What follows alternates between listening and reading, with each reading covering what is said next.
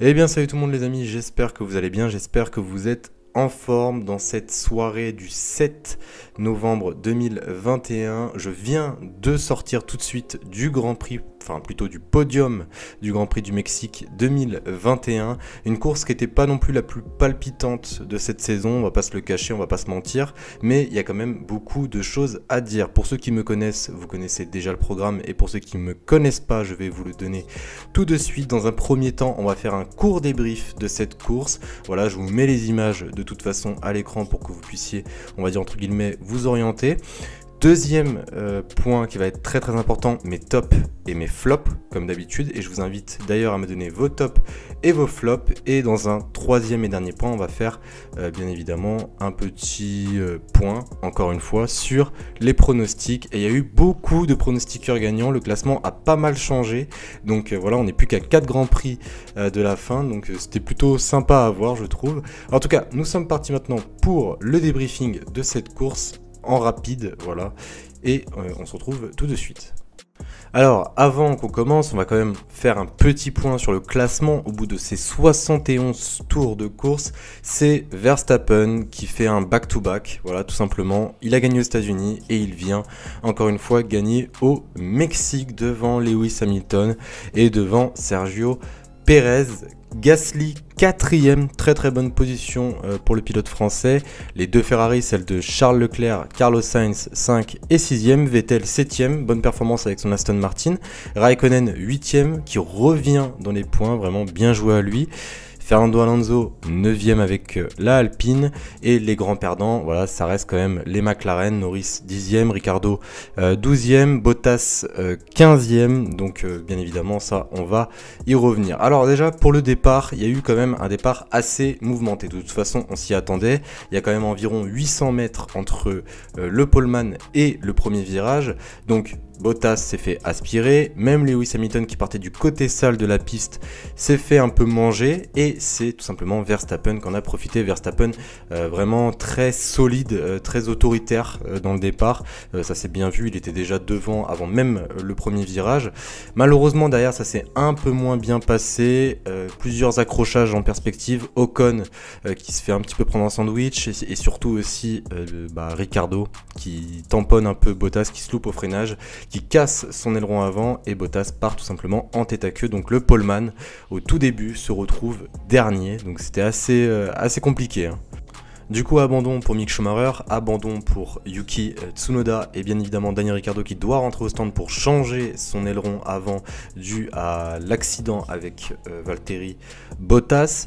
Là du coup ça s'est un petit peu mis en mode Mercedes 2018-2017, genre intouchable, sauf que là pour le coup c'était bien évidemment une Red Bull. Verstappen s'est totalement éloigné de Lewis Hamilton, il y a même des tours où il lui prenait quoi, allez, 5 dixièmes facile.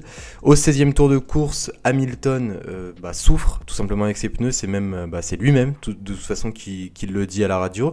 A l'inverse, Sergio Pérez annonce que lui ses pneus vont beaucoup mieux, donc ça suit bien évidemment une remontée de Sergio Pérez. Mercedes, en essayant de pallier la stratégie de Sergio Pérez, en essayant de garder cette deuxième position pour Lewis Hamilton, font rentrer Lewis Hamilton au 30e tour de course. Pérez, bien évidemment, continue. 31e tour de course, Leclerc au stand pour un arrêt de 2,3 secondes. Il ressort P9, donc bon arrêt au stand, enfin, entre guillemets, voilà, bon arrêt au stand de la part de Ferrari. Enfin, quoique 2 secondes 3, voilà, c'est super, c'est un très bon arrêt.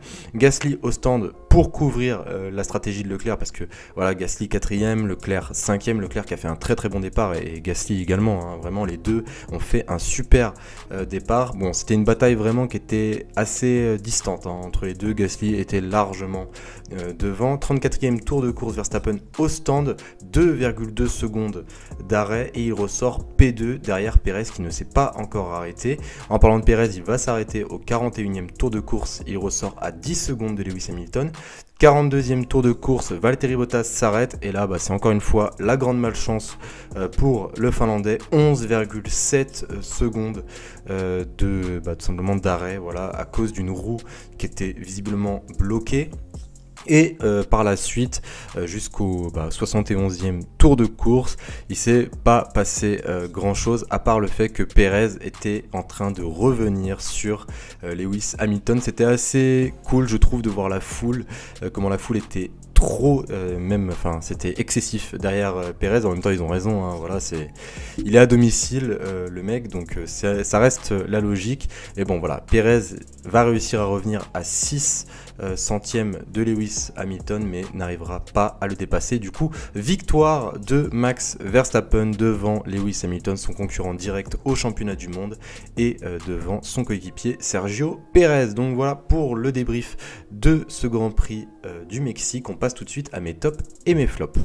Alors du coup, premier top, et là c'est une des premières fois où j'ai vraiment beaucoup de tops, mais très peu de flops. Alors déjà, premier top, je vais bien évidemment mettre Sergio Pérez, le premier Mexicain à se hisser sur le podium à domicile, enfin du moins au Mexique. Il a fait une course très solide, il a même réussi pratiquement à rattraper Lewis Hamilton, ce qu'il n'a pas forcément réussi à faire toute la saison.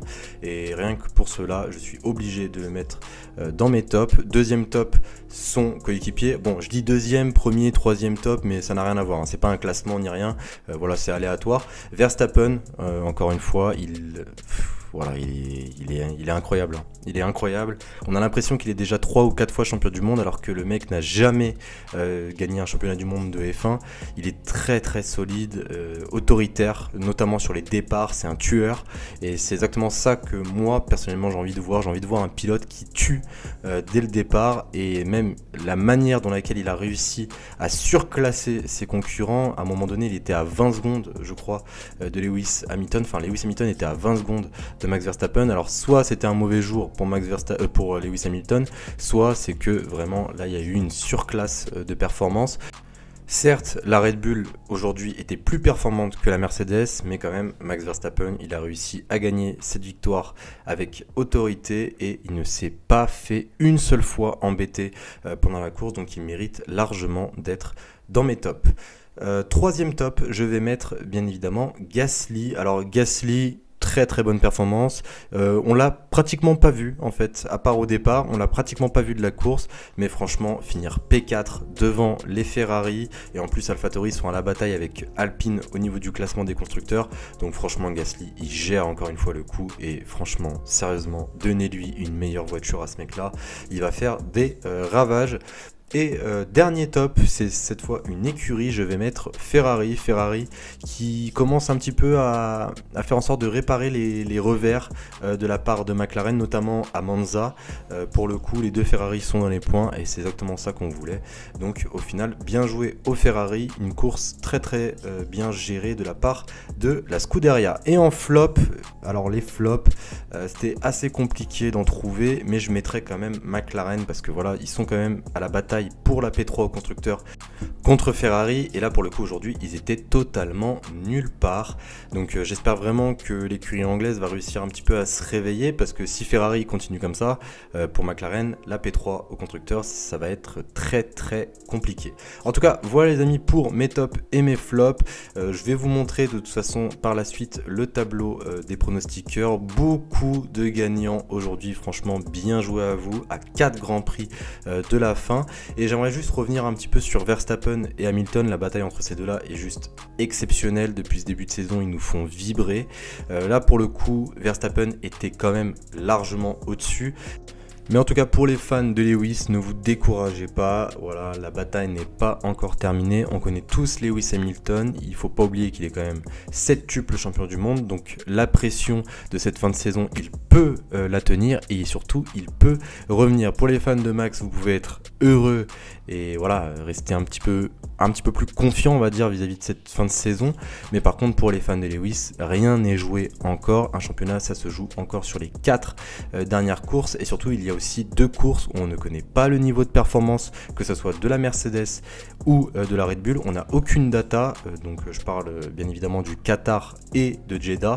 Donc voilà, ce n'est pas terminé, il va falloir attendre les 4 dernières courses pour se faire une idée sur qui pourra potentiellement être le champion du monde. Mais bon, voilà, on verra ça. En tout cas, j'espère que ce débrief vous aura plu. Excusez-moi si j'étais un petit peu plus lent que d'habitude, je suis un peu fatigué, voilà, je suis claqué, j'ai fait un live tout à l'heure et là le débrief est en train de me terminer. En tout cas, n'hésitez surtout pas à liker, à me donner vos tops et vos flops dans les commentaires comme d'habitude. Et sur ce les amis, je vous souhaite une agréable soirée, prenez soin de vous, ou une agréable matinée pour ceux qui regarderont cette vidéo demain. Prenez soin de vous et je vous dis à la prochaine. Salut tout le monde.